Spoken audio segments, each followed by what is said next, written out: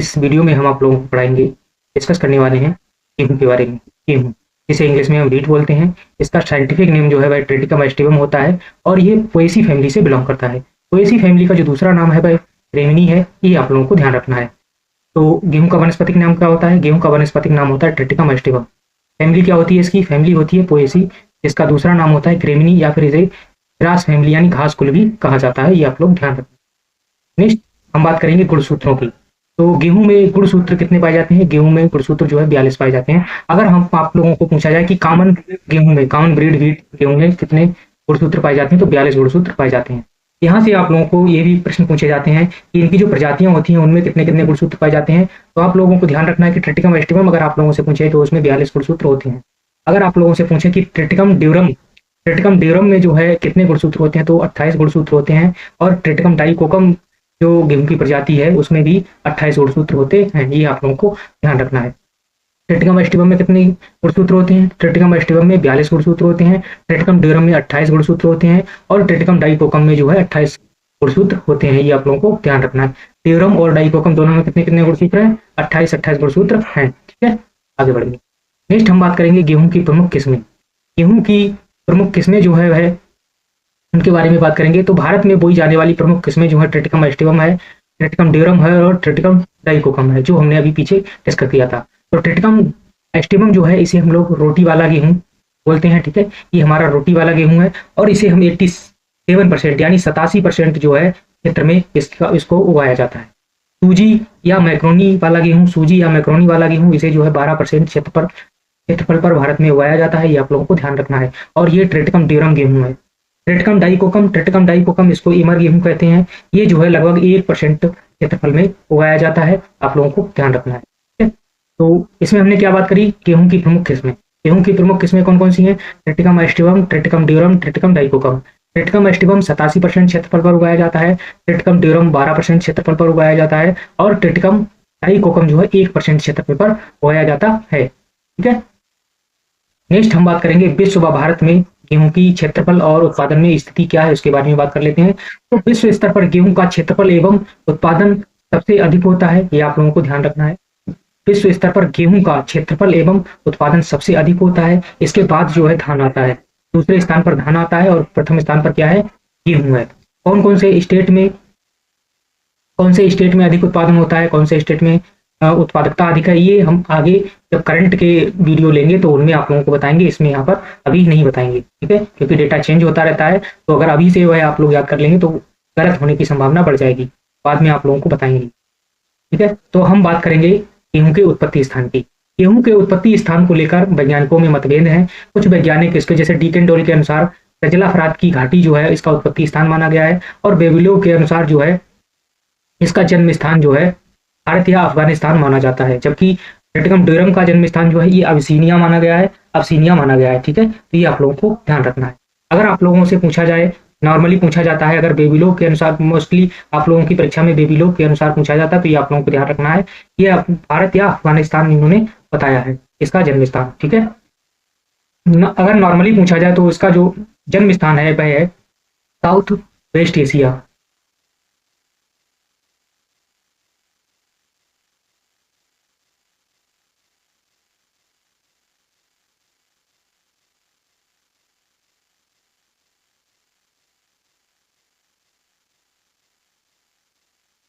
South west Asia जो है इसका जन्म स्थान है, ये आप लोगों को ध्यान रखना है। अगर जनरली पूछा जाए कि गेहूं का जन्म स्थान क्या है, अगर ऑप्शन में आप लोगों को साउथ वेस्ट एशिया आप लोगों को मिले तो भाई आप लोग लगाएंगे। ठीक है, ध्यान रखेंगे। डब्लू यानी वीट, यहाँ से आप लोग अच्छे से याद रख सकते हैं। नेक्स्ट हम लोग बात करेंगे गेहूं की जलवायु आवश्यकताएं।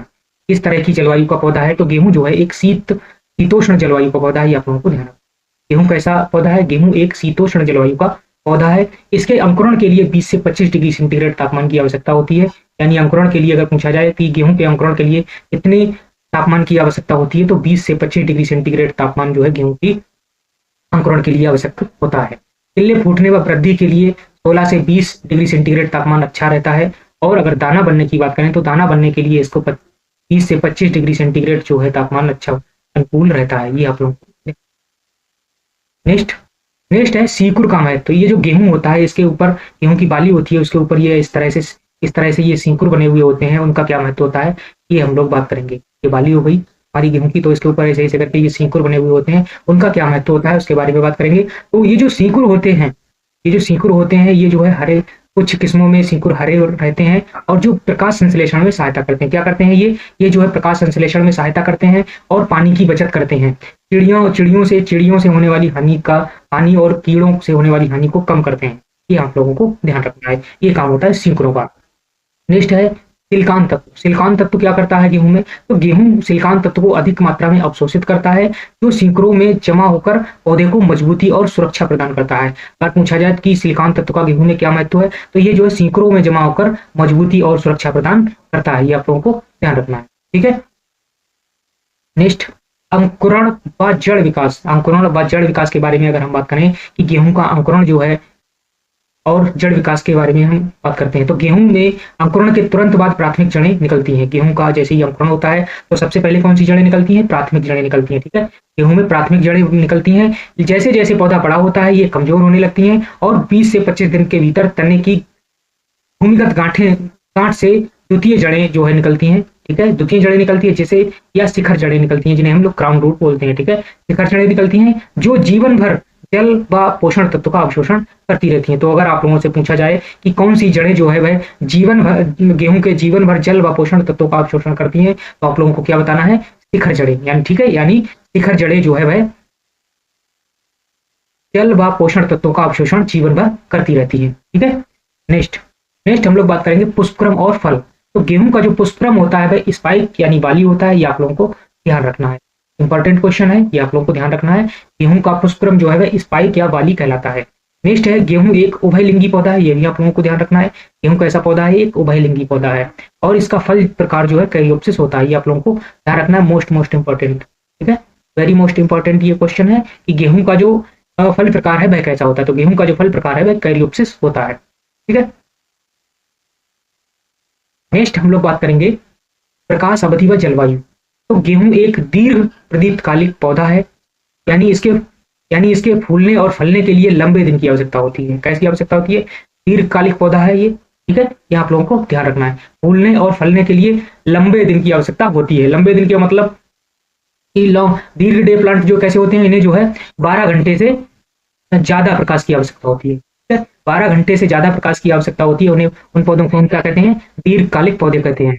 ये जो है लॉन्ग डे, शॉर्ट डे और डे न्यूट्रल प्लांट का वीडियो जो है डिस्कशन हमने क्लासिफिकेशन वाले वीडियो में करा है। अगर आप लोगों ने उस वीडियो को नहीं देखा है तो उसको अवश्य देख ले, उसमें एग्जाम्पल के साथ बहुत ही अच्छी तरीके से पूरा डिस्कशन रहा है। तो ठीक है, तो अगर अब हम बात करें गेहूं के पीएच की, तो गेहूं जो है उदासीन पीएच वाली उर्वर दोमट या चिकनी मिट्टी में अच्छी जो है इसके लिए उपयुक्त मानी गई है। यानी इसके लिए मिट्टी कैसी उपयुक्त मानी गई है, तो दोमट या चिकनी दोमट मिट्टी जो है इसके लिए अच्छी मानी गई है और उदासीन पीएच वाली। ठीक है, ये आप लोगों को ध्यान रखना है। नेक्स्ट है बीज उपचार। गेहूं का बीज उपचार किस तरह से करेंगे, गेहूं का बीज उपचार जो है थीरम या एग्रोसान, थीरम या फिर एग्रोसान TN से किया जाता है। इसकी खुराक जो है वह कितनी रखते हैं, तो यह 25 ग्राम दवा प्रति किलोग्राम बीज के लिए आप जो है उपयुक्त रहती है। ठीक है, यानी 1 किलोग्राम अगर बीज है तो उसमें जो है 2.5 ग्राम दवा से जो है इसका उपचार किया जाता है। यह उपचार फफूंदी जनित रोगों से बचाव के लिए किया जाता है, यानी जो फंजाई के द्वारा, फफूंदी के द्वारा जो रोग होते हैं वह इससे उपचार करने से कम हो जाते हैं। ये आप लोगों को ध्यान रखना है। ठीक है, नेक्स्ट है बुवाई का समय व तापमान। बुवाई का समय जो है क्या होता है, असिंचित दशा में, यानी जहां पर अच्छी मात्रा में असिंचित दशा में, यानी जहां पर अच्छी मात्रा में पानी की उपलब्धता नहीं होती है, वहां इसे अक्टूबर के मध्य अंत तक बोया जाता है। ठीक है, अब अक्टूबर के मध्य अंत तक इसकी जो है बुवाई की जाती है, ये आप लोगों को ध्यान रखना है। सिंचित क्षेत्र जहां बुवाई की जहां जो है सिंचाई की अच्छी व्यवस्था होती है, वहां इसे नवंबर में जो है बुवाई की जाती है, नवंबर में इसकी बुवाई की जाती है। देर से बुवाई नवंबर के अंत से दिसंबर तक इसकी जो बुवाई की जाती है वह हमारी लेट बुवाई कहलाती है। ठीक है, लेट बुवाई कहलाती है और 20 से 21 डिग्री सेंटीग्रेड, यानी 20 से 21 डिग्री सेंटीग्रेड तापमान जो है अंकुरण के लिए अच्छा, यानी आदर्श तापमान जो है रहता है। ठीक है, अगर आप लोगों से पूछा जाए कि गेहूं के अंकुरण के लिए आदर्श तापमान कितना होता है, तो 20 से 21 डिग्री सेंटीग्रेड तापमान जो है वह गेहूं के लिए आदर्श तापमान है। ठीक है, गेहूं की बुवाई की विधियां और बीज दर प्रबंधन के बारे में बात करेंगे नेक्स्ट हम लोग। तो गेहूं की बुवाई की विधियों के बारे में बात करेंगे। तो गेहूं की सबसे पहले बुवाई की बात करें तो कितनी गहराई में गेहूं की बुवाई की जाती है, तो गेहूं की बुवाई जो है 4 से 5 सेंटीमीटर गहराई पर की जाती है। ये आप लोगों को ध्यान रखना है। इसके अंकुरण आसानी से मिट्टी से बाहर निकल आए, इसलिए इसकी बुवाई जो है 4 से 5 सेंटीमीटर की गहराई पर की जाती है। इससे अगर ज्यादा गहराई पर कर देंगे तो अंकुरण निकलने में समस्या आती है। समय से बुवाई के लिए लंबी अवधि की किस्में लेते हैं, यानी अगर हम समय से बुवाई कर रहे हैं तो हमें लंबी अवधि की किस्मों की जरूरत होती है, और अगर हम वहीं देर से बुवाई कर रहे हैं तो हमें जल्दी पकने वाली, जल्दी कम अवधि वाली जो है किस्मों की आवश्यकता होगी। ठीक है, नेक्स्ट है बीज दर। बीज दर बहुत ही इंपॉर्टेंट है, मोस्ट इंपॉर्टेंट आप लोगों के लिए है। बीज दर तो आप लोगों को याद ही करनी है, एक क्वेश्चन आप लोगों को यहाँ से मिल सकता है। तो सबसे पहले अगर हम बात करें समय पर बुवाई, समय पर अगर हम गेहूं की बुवाई करेंगे तो इसकी बीज दर जो है वह 100 किलोग्राम प्रति हेक्टेयर लेनी चाहिए। 100 किलोग्राम प्रति हेक्टेयर जो है बीज दर लेनी चाहिए अगर हम समय पर बुवाई करेंगे। अगर हम देर से बुवाई करेंगे, तो 100 में हम 25 जोड़ देंगे, 100 में 25 किलोग्राम जोड़ देंगे। ठीक है, यानी 125 किलोग्राम प्रति हेक्टेयर जो है हम बीज लेंगे देर से बुवाई के लिए। अगर हम डिवलर के साथ बुवाई करते हैं तो डिवलर के साथ अगर हम बुवाई करेंगे, डिवलर से बुवाई करेंगे तो इसके लिए हमें 25 से 30 किलोग्राम प्रति हेक्टेयर बीज की आवश्यकता होगी। वहीं अगर जीरो टिलेज यानी शून्य ऊपरटिस्करण के द्वारा अगर हम बुवाई करेंगे तो इसके लिए हमें 140 से 150 किलोग्राम प्रति हेक्टेयर बीज की आवश्यकता होगी। और संकर गेहूं यानी हाइब्रिड वीट की अगर बात करें तो इसमें जो है 65 किलोग्राम प्रति हेक्टेयर बीज दर की आवश्यकता होती है। ये आप लोगों को ध्यान रखना है, इसको अच्छे से नोट कर लीजिएगा। पहले आप लोग इस वीडियो को बहुत ही अच्छी तरीके से सावधानी से नोट कर लीजिए। इसकी पीडीएफ आप लोगों को हमारे Telegram channel AR agricultural academy के नाम से हमने एक टेलीग्राम चैनल बनाया है, वहां पर जाकर इसकी पीडीएफ आप लोगों को मिल जाएगी। वहां पर जाइए, आप लोग ज्वाइन कीजिए। वहां पर डे क्विज और क्लास से रिलेटेड इन्फॉर्मेशन, एग्जाम से रिलेटेड इन्फॉर्मेशन, यानी सभी तरह की इन्फॉर्मेशन वहां पर आप लोगों को मिलेगी। डेली क्विज भी मिलती है, डेली क्विज आप लोगों को 4 से 5 क्वेश्चन आप लोगों को पर डे वहां पर सॉल्व करने को मिलेंगे। ठीक है, तो ये आप लोगों को ज्वाइन कर लेना है। नेक्स्ट हम लोग बात करेंगे दूरी, स्पेसिंग कितनी रखते हैं। तो स्पेसिंग जो है समय पर बुवाई करने के लिए स्पेसिंग जो है 20 से 22 डिग्री सेंटीमीटर जो है इसकी बुवाई मतलब दूरी रखते हैं, स्पेसिंग रखते हैं। और अगर हम देरी से बुवाई करेंगे तो 15 से 18 सेंटीमीटर की दूरी रखते हैं। ठीक है, ये आप लोगों को ध्यान रखना। जीरो टिल मशीन बुवाई। जीरो टिल मशीन बुवाई क्या होता है? धान गेहूं फसल चक्र में पंतनगर व लुधियाना द्वारा विकसित की गई है। ये मशीन जो है किसके लिए? धान गेहूं फसल चक्र में इस्तेमाल की जाती है, और ये जो है पंतनगर व लुधियाना द्वारा विकसित की गई है। कहाँ विकसित की गई है? पंतनगर व लुधियाना द्वारा विकसित की गई है। जीरो टिल मशीन का उपयोग किया जाता है। ये विधि बिना खेती की तैयारी के बुवाई संभव बनाती है। इसमें क्या होता है? जीरो टिल मशीन में क्या होता है कि भूमि की बिना तैयारी के इसमें जो है बुवाई की जा सकती है, जिससे समय की बचत, लागत में कमी और शुद्ध लाभ में वृद्धि होती है। ये आप लोगों को ध्यान रखना है। नेक्स्ट है FIRV यानी फर्व विधि। नेक्स्ट हम लोग बात करेंगे फर्व विधि। फर्व विधि का फुल फॉर्म होता है फरो इरिगेटेड रेज्ड बेड। ठीक है, तो FRV विधि जो है वह होती है, इसमें क्या होता है? उभरी हुई चौड़ी बेड और संकरी नालियां बनाई जाती हैं।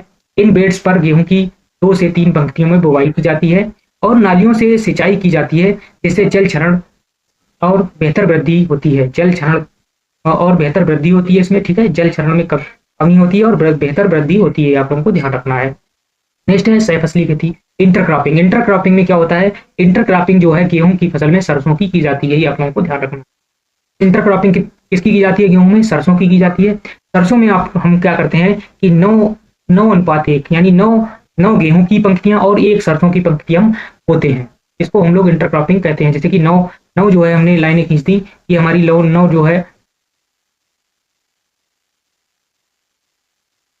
9 जो है हमने क्या करी? 9 हमने जो है गेहूं की बुवाई करी, और ये हमने जो है 1 जो है हमने क्या कर दिया? ये जो है हमने क्या कर दिया?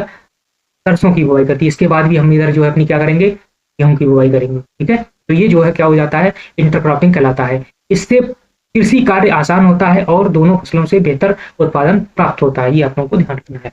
नेक्स्ट है सिंचित दशाओं में उर्वरक की सिफारिशें।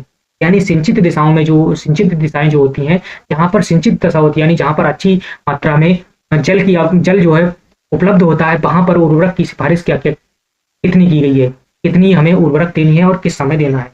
तो अगर हम बात करें कि देसी किस्मों में जो है वह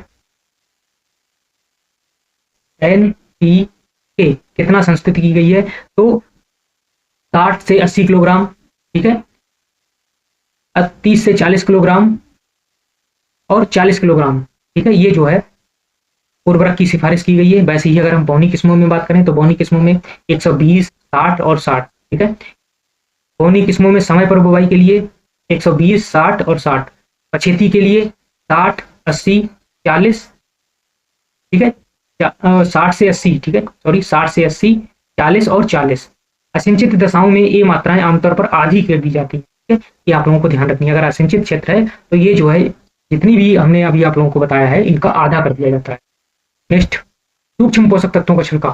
सूक्ष्म पोषक तत्वों का छिड़काव की बात करें तो इसमें जो है आप लोग जिंक की कमी के लिए 5 किलोग्राम जिंक सल्फेट प्रति हेक्टेयर की जो है बुवाई छिड़काव करते हैं, और लोहे की कमी यानी आयरन की कमी के लिए 5 किलोग्राम फेरस सल्फेट और 2.5 किलोग्राम चूना का जो है छिड़काव किया जाता है। ये जो है 1000 लीटर पानी में घोलकर छिड़काव किया जाता है, आप लोगों को ध्यान रखना है। नेक्स्ट हम लोग बात करेंगे नाइट्रोजन का विभाजन। नाइट्रोजन का विभाजन यानी नाइट्रोजन जो होती है उसका विभाजन किस तरह से हम लोग करते हैं, किस समय हमें नाइट्रोजन को देना चाहिए। तो नाइट्रोजन की आधी मात्रा और फास्फोरस व पोटास की पूरी मात्रा आप लोगों को बुवाई के समय दे देनी है। क्या करना है, नाइट्रोजन की आधी मात्रा और फास्फोरस और पोटास की पूरी मात्रा आप लोगों को बुवाई फसल जब हम बुवाई करते हैं तो उस समय दे देते हैं, और बची हुई नाइट्रोजन को हम लोग 2 भागों में बांटते हैं। कितने भागों में बांटते हैं, 2 भागों में बांटते हैं। पहली जो है सिंचाई के बाद यानी 20 से 25 दिन बाद, यानी टिलरिंग मतलब ग्राउंड रूट इनिशिएशन स्टेज जब होती है तब हम सिंचाई करते हैं, पहली सिंचाई करते हैं। उसके बाद जो है आप लोगों को पहली खुराक जो है नाइट्रोजन की दे देनी है, और दूसरी खुराक जो है आप लोगों को नाइट्रोजन की 60 से 65 दिन पर यानी टॉप ड्रेसिंग के समय टॉप ड्रेसिंग के रूप में देनी चाहिए। ये आप लोगों को ध्यान रखना है। नाइट्रोजन की पूरी मात्रा पुष्पावस्था से पहले दे देनी चाहिए, यानी इसकी जो नाइट्रोजन की पूरी मात्रा है, पूरा जो नाइट्रोजन हमें डालनी है वह पुष्पावस्था से पहले ही हमें अपने खेत में दे देनी है। ये आप लोगों को ध्यान रखना है। आगे हम लोग बात करेंगे सिंचाई हेतु क्रांतिक अवस्थाएं। सिंचाई हेतु क्रांतिक अवस्थाएं कौन कौन सी होती हैं, ये आप लोगों को ध्यान रखना है। तो सबसे पहले आप लोग देखेंगे CRI स्टेज यानी ground root initiation stage, Hindi में इसे शिखर जड़ बनना कहते हैं। शिखर जड़ बनना कहते हैं, ये आप लोगों को मोस्ट इंपॉर्टेंट क्वेश्चन है आप लोगों का, ये बहुत ही बार परीक्षा में पूछा जाता है कि CRI क्या होती है, किससे रिलेटेड होती है। तो CRI गेहूं से रिलेटेड होती है। CRI की फुल फॉर्म होती है शिखर जड़ बनना, हिंदी में कहते हैं, इंग्लिश में इसे ग्राउंड रूट इनिशिएशन कहते हैं। और ये अवस्था जो है वह ये अगर रेंज दी जाए तो 20 से 25 दिन में, और अगर रेंज ना दी जाए तो ये जो है 21 दिन आप लोग लगाएंगे। 21 दिन बुवाई के 21 दिन बाद ये अवस्था आती है। अगर हम इसमें पछेती में बात करें तो पछेती में ये जो है 25 से 30 दिन, या आप लोगों से नॉर्मली अगर आप लोगों को ऑप्शन में 21 दिन दिया रहेगा तो आप लोग 21 दिन लगाएंगे। नेक्स्ट अवस्था आती है किल्ले बनना। किल्ले बनने की अवस्था जो है गेहूं में वह जो है 40 से 45 दिन में आती है, और गांठ बनना यानी जॉइंटिंग स्टेज जो होती है वह जो है 65 से 75 दिन में आती है, और फूल बनना ये स्टेज 90 से 95 दिन में, और मिल्किंग स्टेज जो है वह 110 से 115 दिन, और दाना सख्त होना यानी टफ स्टेज जो है वह 120 से 125 दिन में ये अवस्था आती है। ये आप लोगों को ध्यान रखना। नेक्स्ट हम लोग बात करेंगे सीमित जल की सिंचाई प्राथमिकता। सीमित जल सिंचाई प्राथमिकता क्या होती है, सीमित जल सिंचाई प्राथमिकता वह होती है कि अगर हमारे पास पैसा नहीं है, या मौसम में बारिश नहीं हुई है, या फिर हमें जो है पानी की व्यवस्था करनी है, हम उतने व्यवस्था नहीं कर पा रहे हैं, ठीक है, हम पानी ज्यादा से ज्यादा नहीं देने में संभव है, तो ये हम किस तरह से करेंगे, गेहूं को किस किस समय गेहूं को पानी की आवश्यकता होती है, हमें लगाना ही लगाना है, ये आप लोग बात करेंगे इसमें। तो यदि केवल 4 सिंचाइयां संभव हो तो प्राथमिकता इस प्रकार रखें। अगर हमें केवल 4 सिंचाई देने की व्यवस्था हमारे पास है तो हमें किस समय सिंचाई करनी है आप लोगों को ध्यान रखना है। तो सबसे पहले हमें सिंचाई करनी है ग्राउंड रूट इनिशिएशन यानी शिखर जड़ बनने की अवस्था में हमें सिंचाई करनी है। इसके बाद हमें करनी है ज्वाइंटिंग स्टेज पर, इसके बाद मिल्किंग स्टेज पर और डफ स्टेज पर, यानी दाना सख्त होते समय ये हमें 4 स्टेजों पर सिंचाई देनी होती है। ये आप लोगों को ध्यान रखना है। नेक्स्ट है सक्रिय पत्ती वाले खरपतवार नियंत्रण। अब हम लोग खरपतवार नियंत्रण पढ़ने वाले हैं। खरपतवार नियंत्रण में 2 प्रकार के खरपतवार गेहूं में उगते हैं, एक सक्रिय पत्ती वाले होते हैं और एक चौड़ी पत्ती वाले होते हैं। तो सक्रिय पत्ती वाले खरपतवारों को नियंत्रित करने के लिए हम गेहूं में आइसोप्रोटोरान या फिर सल्फोसल्फ्यूरान का इस्तेमाल करते हैं। ये आप लोगों को ध्यान रखना है। सक्रिय पत्ती वाले खरपतवारों को नियंत्रित करने के लिए किसका इस्तेमाल करते हैं, आइसोप्रोटोरान और सल्फोसल्फ्यूरान का इस्तेमाल किया जाता है, ये आप लोगों को ध्यान रखना है। घोल की अगर हम बात करें तो इस ये जो है 600 से 800 लीटर पानी में घोलकर इसका छिड़काव किया जाता है, और ये जो है बुवाई के 32 से 35 दिन बाद इसका जो है छिड़काव किया जाता है, ये आप लोगों को ध्यान रखना है। नेक्स्ट हम लोग बात करेंगे चौड़ी पत्ती वाले खरपतवार। चौड़ी पत्ती वाले खरपतवार, तो चौड़ी पत्ती वाले खरपतवारों को हम किस तरह से नियंत्रित करते हैं? चौड़ी पत्ती वाले खरपतवारों को नियंत्रित करने के लिए हम 2,4-D का इस्तेमाल करते हैं, ये आप लोगों को ध्यान रखना है।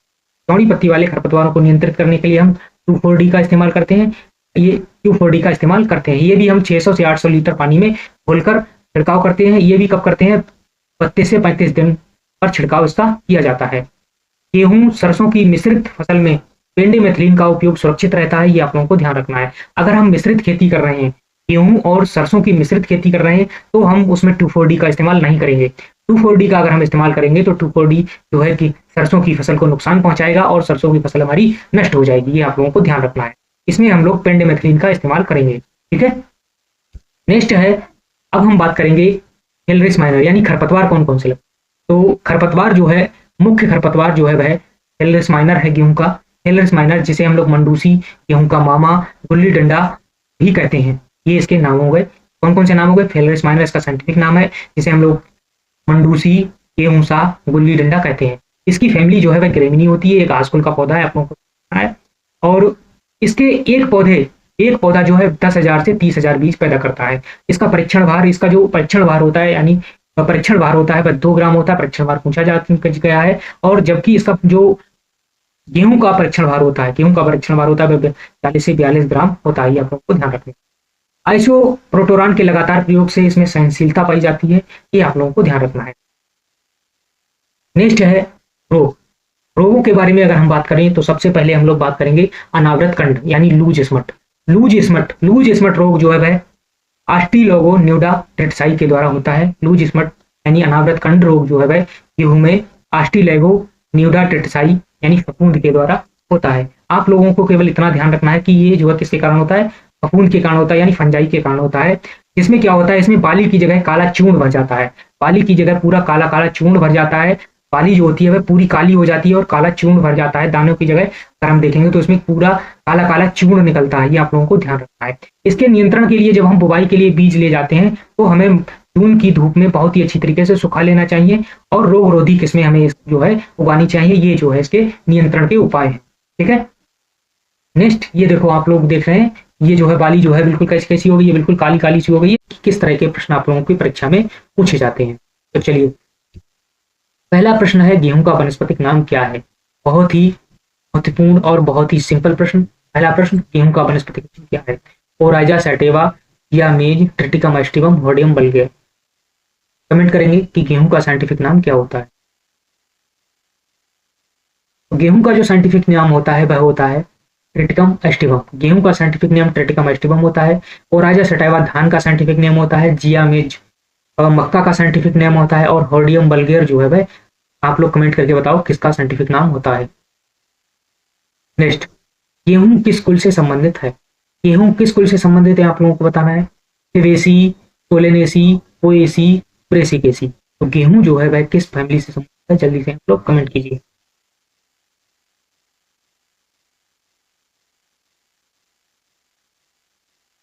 गेहूं का जो संबंध है वह पोएसी से, यानी गेहूं किस कुल से संबंधित है? पोएसी से संबंधित। पोएसी को ग्रेमिनी फैमिली भी बोलते हैं, ठीक है, यानी घास कुल इसको बोला जाता है।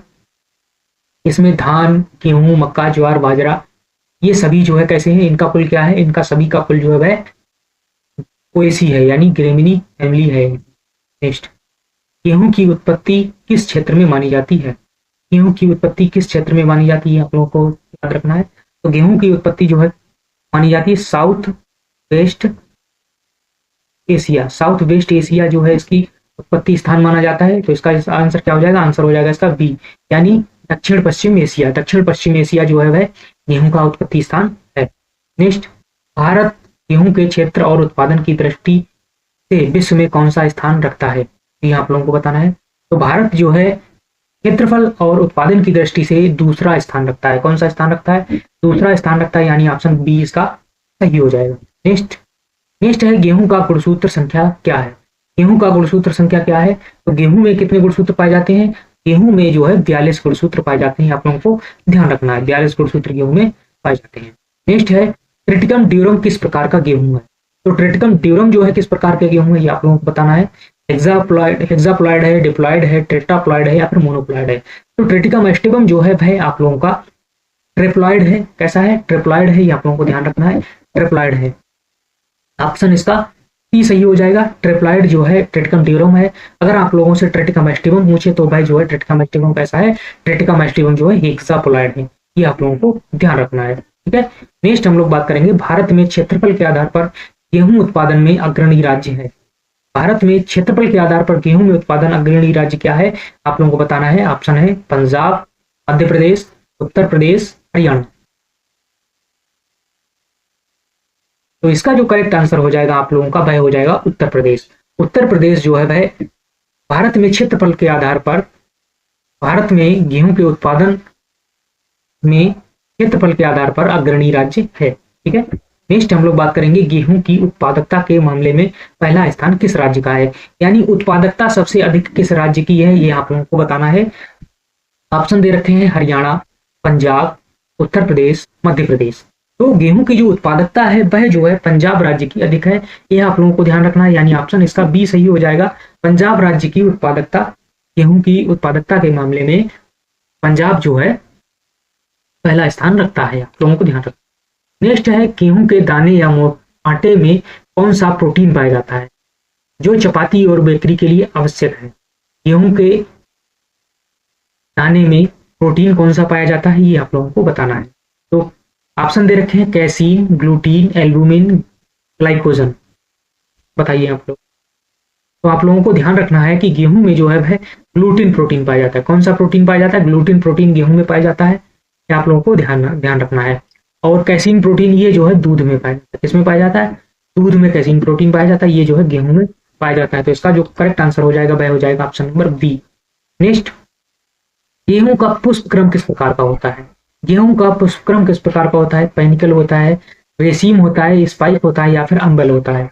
जल्दी से बताइए आप लोग। तो गेहूं का जो पुष्प क्रम होता है वह होता है स्पाइक। ठीक है, स्पाइक होता है, आंसर सी इसका सही हो जाएगा। और पेनिकल जो है प्रकार जो है ये जो है प्रकार धान का होता है। ठीक है। नेक्स्ट है गेहूं के पौधे में बौनेपन के लिए उत्तरदायी जीन कौन सा है? मोस्ट इंपॉर्टेंट क्वेश्चन आप लोगों का।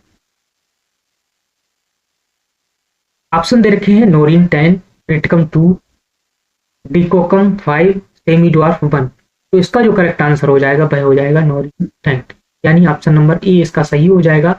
नोरिन 10 जो है गेहूं के बौनेपन के लिए उत्तरदायी जीन है, ऑप्शन ए सही हो जाएगा। नेक्स्ट, गेहूं का परीक्षण भार कितना होता है? गेहूं का टेस्ट वेट कितना होता है आप लोगों को बताना है। तो गेहूं का जो टेस्ट वेट होता है जल्दी से बताइए आप लोग। ऑप्शन दे रखे हैं 50 ग्राम, 30 ग्राम, 40 ग्राम, 25 ग्राम। तो इसका जो करेक्ट आंसर हो जाएगा वह हो जाएगा option number C. Option number C हो जाएगा, यानी 40 ग्राम जो है वह टेस्ट वेट होता है गेहूं का। लोगों को ध्यान रखना है। अगर आप लोगों को गेहूं के मामा यानी फेलिस माइनर का टेस्ट वेट पूछा जाए तो उसका जो है 2 ग्राम होता है, आप लोगों को ध्यान रखना है। नेक्स्ट है गेहूं का कटाई सूचकांक हार्वेस्टिंग इंडेक्स क्या होता है? तो गेहूं का हार्वेस्टिंग इंडेक्स जो है 40 से 45% होता है। नेक्स्ट हम लोग बात करेंगे गेहूं की सामान्य बुवाई के लिए कितनी बीज दर की आवश्यकता होती है। बीज दर बहुत ही इंपॉर्टेंट है, आप लोगों को ध्यान रखनी है, ये भी इंपॉर्टेंट प्रश्न बनता है आप लोगों का। तो 50 किलोग्राम प्रति हेक्टेयर, 75 किलोग्राम प्रति हेक्टेयर, 100 किलोग्राम प्रति हेक्टेयर या फिर 125 किलोग्राम प्रति हेक्टेयर।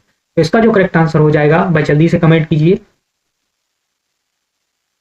तो इसका जो करेक्ट आंसर हो जाएगा वह हो जाएगा 100 किलोग्राम प्रति हेक्टेयर, यानी 100 किलोग्राम प्रति हेक्टेयर जो है सामान्य बीज दर होती है गेहूं की। अगर वहीं हम लेट बुवाई करेंगे तो 125 हो जाएगी। लेट यानी देरी से बुवाई के लिए 125 किलोग्राम प्रति हेक्टेयर बीज दर हो जाएगी। सामान्य बुवाई के लिए 100 किलोग्राम प्रति हेक्टेयर बुवाई हो जाएगी। और अगर टिबलर से अगर हम बुवाई करेंगे तो 30 से 35 किलोग्राम।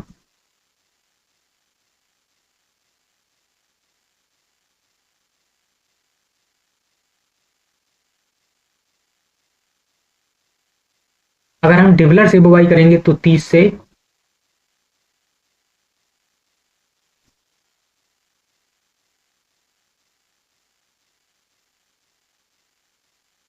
अगर हम डिबलर से बुवाई करेंगे तो 30 से 35 किलोग्राम प्रति हेक्टेयर जो है बीज की आवश्यकता होगी। ये आप लोगों को ध्यान रखना है डिबलर से, ठीक है।